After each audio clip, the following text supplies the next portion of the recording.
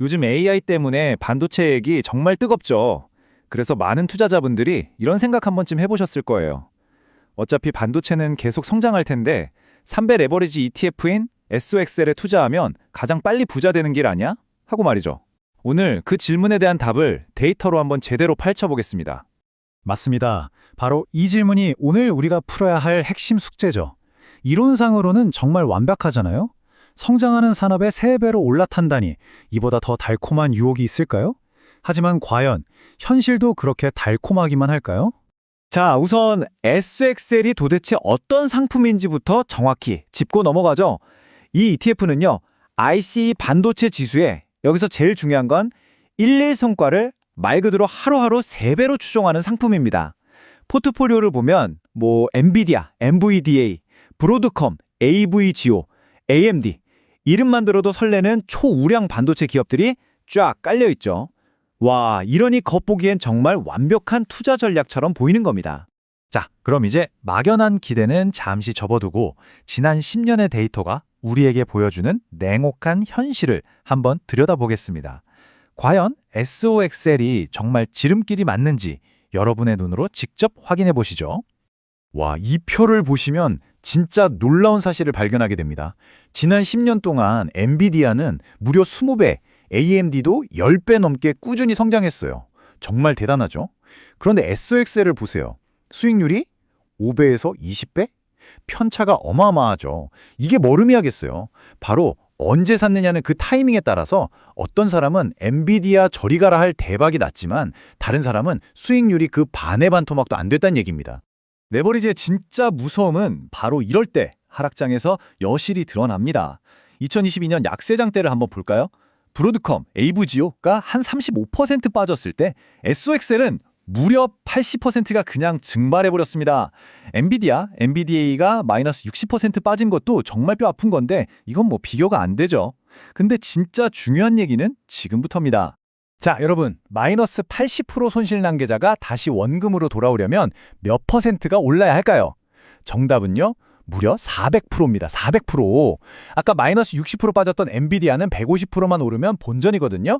근데 SOXL은 원금 찾으러 가는 길부터가 400%짜리 등산길인 셈이죠. 바로 이 지점, 이 손실과 회복의 비대칭성이 장기 투자의 운명을 완전히 갈라버리는 겁니다. 아니, 근데 왜 이렇게까지 엄청난 차이가 나는 걸까요? 도대체 무슨 원리 때문에 이런 결과가 나오는 건지 다음 장에서 그 근본적인 비밀을 파헤쳐 보겠습니다. 바로 이 차이가 모든 것을 설명합니다. 엔비디아 같은 기업은요, 시간이 갈수록 돈을 벌어서 자기 덩치를 치우잖아요? 기업의 가치가 차곡차곡 쌓이는 거죠. 근데 SOXL 같은 레버리지 상품은 그런 거 관심 없어요. 오로지 어제의 종가 대비 오늘 하루의 등락률만 3배로 뻥튀기 하는 겁니다. 자, 쉬운 예시를 들어볼게요. 지수가 하루 10% 올랐다가 다음 날 10% 내리면 거의 본전이잖아요? 근데 SOXL은 30%확 올랐다가 30%확 빠지면서 원금이 9%나 녹아내립니다. 그냥 오르락 내리락 파도만 쳐도 내 계좌가 저절로 쪼그라드는 거예요. 이게 바로 레버리지의 가장 무서운 함정, 가치 잠식 효과입니다. 타이밍이 전부다라는 말을 보여주는 극단적인 두 사례죠. 2020년 팬데믹 때처럼 금리는 제로에 돈이 마구 풀리던 시절, 그 바닥에서 잡았다? 그럼 정말 10배가 넘는 엄청난 수익을 경험했을 겁니다. 근데 반대로 금리를 막 올리기 시작하던 2021년 고점에서 더 간다고 생각하고 들어갔다면 마이너스 80%라는 끔찍한 폭락을 맞고 원금 회복하는 데만 2년, 3년이 꼬박 걸린 겁니다. 자, 지금까지 SOXL의 위험성에 대해서는 충분히 알아봤습니다. 그렇다면 이건 그냥 쳐다도 보지 말아야 할 위험한 물건일까요? 꼭 그렇지만은 않습니다. 위험을 알았으니 이제 이걸 어떻게 전술적으로 활용할 수 있을지, 특히 은퇴 자금을 운용하는 5060 투자자분들 관점에서 한번 전략을 짜보겠습니다. 은퇴를 앞둔 5060 투자자분들은 큰 손실을 보면 만회할 시간이 부족하잖아요. 그래서 안정성이 무조건 1순위여야 합니다. 지금 보시는 포트폴리오처럼 엔비디아, NVDA나 브로드컴, AVGO 같은 든든한 핵심 주식이 중심을 딱 잡아주고 S&P 500 ETF나 채권, 현금으로 방어력을 높여야 해요. 그럼 SOXL은요? 보세요. 전체의 5% 이내로 아주 작게 전술 자산으로만 가져가는 겁니다. 이건 메인 요리가 아니라 상승장일 때 맛을 더해주는 양념 같은 역할인 거죠. 절대 핵심이 되어서는 안 됩니다. 그럼 이 5%는 언제 투입해야 할까요? 아니요.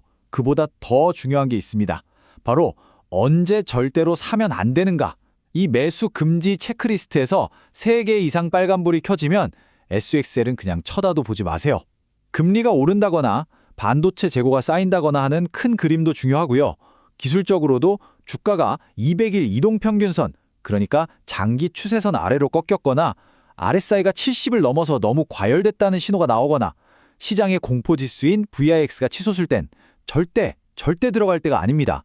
반대로 바로 이런 초록불이 켜질 때를 기다리는 겁니다. 이제 금리를 내릴 것 같다는 분위기가 형성되고 반도체 경기도 바닥을 쳤다는 뉴스가 나오고 기술적으로도 RSI가 30 근처까지 떨어져서 이건 너무 과하게 팔렸다는 신호가 나올 때, 그리고 200일선을 다시 뚫고 올라설 때가 바로 기회가 될 수 있는 거죠. 근데 여기서 제일 중요한 게 있어요. 이 모든 조건이 다 맞아떨어져도 절대 한 방에 들어가면 안 됩니다. 무조건 3번에서 4번 나눠서 사면서 리스크를 철저하게 관리해야 합니다. 자, 그럼 오늘 이야기의 최종 결론으로 넘어가 보겠습니다. 이 모든 내용을 관통하는 핵심 키워드는 과연 무엇일까요? 바로 이 문장입니다. 엔비디아나 AMD 같은 우량한 기업은 시간이 내 편이 되어줍니다. 회사가 계속 성장하니까요. 하지만 SOXL은 오직 시장의 추세가 내 편일 때만, 그러니까 강력한 상승장일 때만 그 위력을 발휘합니다. 횡보하거나 하락할 때는 오히려 내 자산을 갉아먹는 독이별 뿐이죠. 마지막으로 이 한 문장만 꼭 기억해 주셨으면 합니다. 레버리지는 장기적으로 복리를 쌓아가는 자산이 아니라 정확한 타이밍을 맞춰야만 하는 자산이다. 여러분의 투자가 시간에 기댈 것인지 아니면 찰나의 타이밍에 모든 것을 걸 것인지, 이 질문에 대한 여러분의 답이 앞으로 여러분의 계좌를 결정하게 될 겁니다.